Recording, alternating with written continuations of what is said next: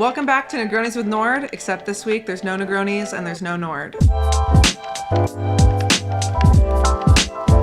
James this week is in Tampa with the DICK'S Varsity Team. They're doing orientation there. It looks like a lot of fun. They had a Nike prom last night. By the time you watch this, it'll be over, but I'm sure there's going to be a recap on Fohr's Instagram or at Varsity Team. So check it out. It looks really fun and I have FOMO.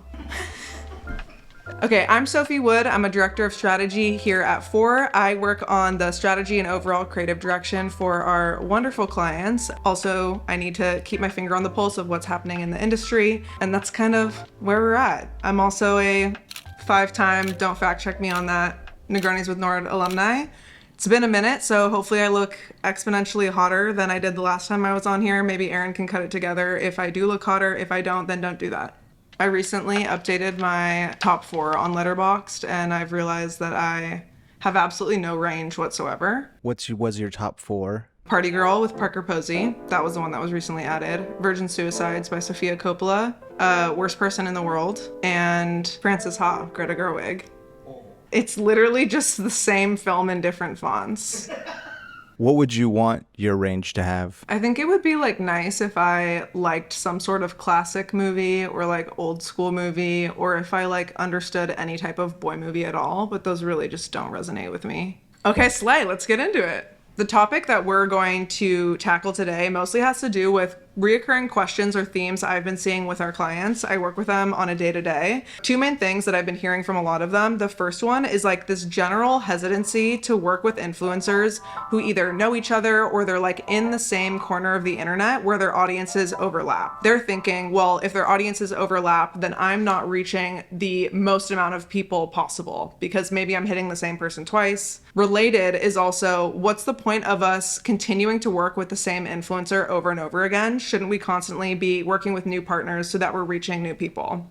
I have a lot to say on this topic. Okay. And they are related. Okay. Sophie's answer. Thing's gonna pop up behind you when you say this. Oh my God, my take bubble. Sophie's take bubble. Okay, yeah. So my general answer for both of them is that with both of these scenarios, they really go hand in hand because it comes down to the power of retargeting consumers and also having a really clear idea of who your ideal consumer is. We know that on average, a consumer needs to see a message or a brand 7 times before they actually take action. So like before they actually buy from the brand. This is the reason why when you're on Instagram and you keep getting targeted the same brand over and over, that is like very strategic. It is because they have identified you as their ideal consumer and they know that you are probably not going to take action the first time you see their brand. But you probably will, the 5th, the 6th, the 7th time because you're now so familiar with it and you keep seeing it over and over again that you're like, actually, I do like that dress. I'm going to buy it. That's exactly what I did like 3 days ago. Paid media is really helpful because it's so specific that you are targeting and retargeting the same person over and over again. That being said, paid media is also really expensive and you're usually targeting them with ads that are brand produced or you have to pay for the rights to use them, which is fine. But also you can do that strategically through just using influencers organically. You can target and retarget them in a really great way that should not be seen as like, it should not be conflated with like going broad is the answer because we know it is so effective to target and retarget the same person over and over again. I was gonna say that's like sometimes you use the terms boiling the ocean. This is the analogy that I like to use for this is like pissing in the ocean versus pissing in a cup. Like when you are pissing in the ocean, are you really making that much of a difference? But if you're pissing in a cup, you're gonna fill the fucking cup. That is the point. Okay, so one of the best ways that you can work with influencers who know each other or are overlapping audiences or in the same corner of the internet is through influence mapping. Okay, I'm gonna go on the record right now and say that influence mapping is a Fohr philosophy. This is something that is going to be replicated and imitated by other agencies, other people, but just know that we did it first, babe, and you should always get it from the source. This is actually really, really hard to do. The internet is so vast, truly, and it takes experts to know who is actually, making waves, has a community that actually loves them. We have like tech and also just internet chronically online obsessed people who work here, and that's why we're able to do this so well. It's really not something that you can just be like, make an influencer map and like do it yourself or have somebody else do it. This is like a Fohr concept that we believe in. It will be often imitated but never duplicated. I'll get into what it is, but basically our EVP of strategy, Grace Marie Vasquez, introduced this idea to us last year. And so the idea is that you actually are going to create a visual map where you're mapping these creators who are connected to each other in one way or the other. This can be like specific to location. It could also be specific to a niche or a type of content or a sport or whatever it is. There are so many different ways that you can go about influence mapping. But you might have seen back in March, we posted on Fohr's Instagram, the unofficial NYC influence map. It was super well received. It got over 290,000 impressions, 3,500 saves, 1,500 shares, 300 comments, etc., etc. But it featured over 80 creators that were based in New York City.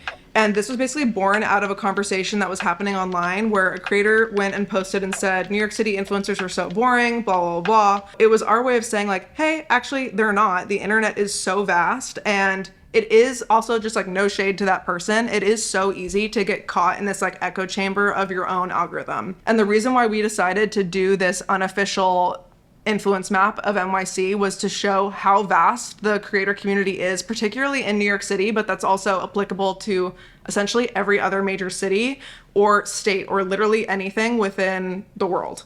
Within that influence map, this was obviously location specific, but you'll see that it was very calculated that we categorized them not by traditional content vertical, but by the value that they were adding to you. If you follow this person, you're gonna get the POV of a native New Yorker, or like this is for someone who's gonna help you discover your personal style. This is for someone who's like in the literary realm or a writer, etc., etc. Was there one place you would like to definitively be? Oh, in the influence map? If I could put myself in it?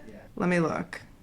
I think maybe wardrobe creativity. I think where I would like to sit in the to stay politically engaged category, just because I think Jack Schlossberg is my husband. I need him biblically.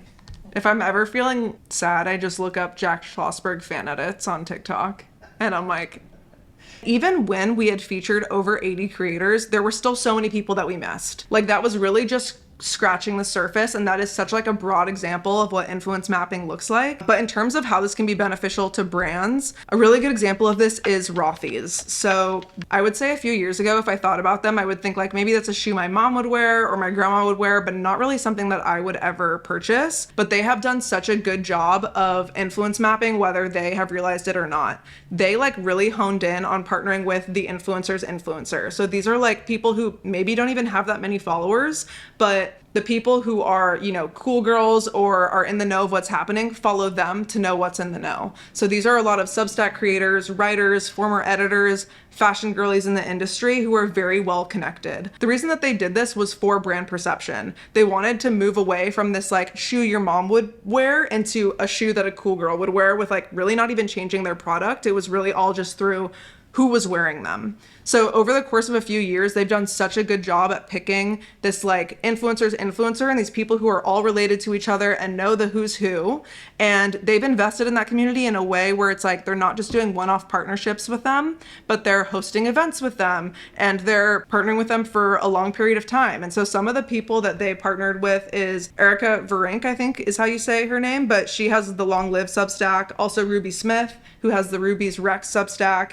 Harling Ross, who was previously at Man Repeller, who has the Gumshoe Substack. These are all like people who are in the industry, influencer. And you'll see that when they host these events, they're inviting like really important people. And so then when Rothy's throws this event and they hire a photographer, they're not only getting a photo of Harling Ross wearing these shoes, it's all of these other cool girls wearing their shoes at this event. It was like so calculated in how they partnered with these influencers, and they did such an amazing job at it. And I feel like I'm a product of that being successful. I am literally like their target consumer, and I would today buy Rothy's. I wouldn't have 3 years ago, but now that I know that Harling Ross wears them, I absolutely would. It's also not just like me saying this, like they've reported a 200 million revenue, I think, in the last year, and they have a double-digit year-over-year growth. So slay it down.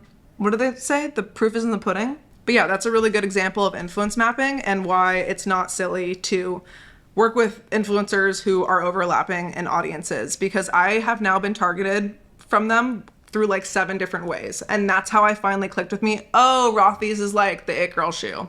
Rothy's is like what the industry girls are wearing because they're commuting to work and have an event after work and then are going to drinks, and we can't be walking around in a pump, but we want something that looks kind of chic and is comfortable. And I needed to get that message drilled in my brain 10 times before I understood it. So there's so much value in targeting and retargeting rather than just being like, let's get the most amount of reach possible. You're better off just knowing who your ideal customer is and then just going after them again and again and again.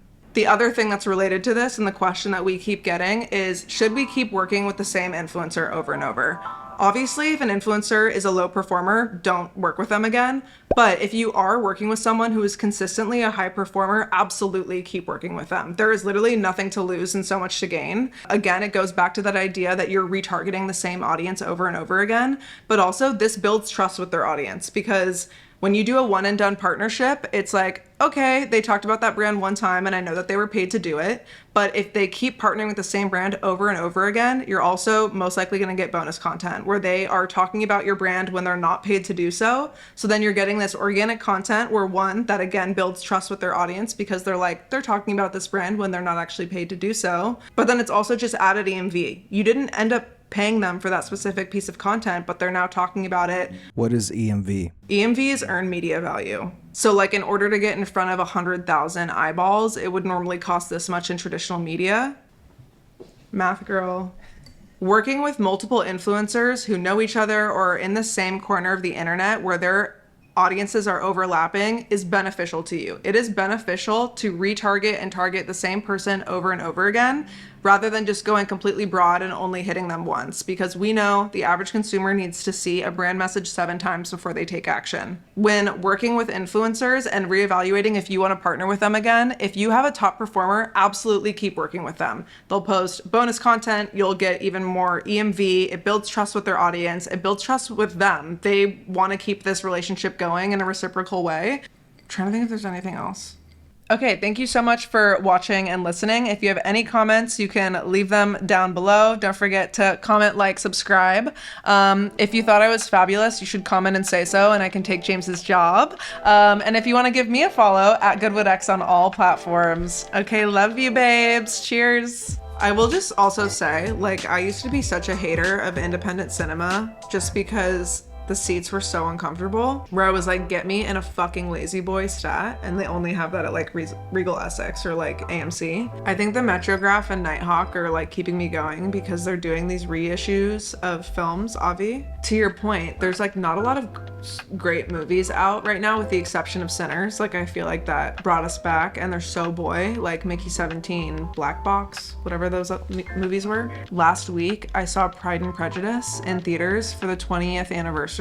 Fucking sobbed. The most accurate way to watch that movie is in a theater full of girly pops. We were all just sobbing at the end. You could hear the collective sniffles. And then before that, I saw Virgin Suicides on 35mm, which was and that was at Metrograph. And that was fucking amazing. I went alone, grabbed a bag of bonbon candies, and just girlied out.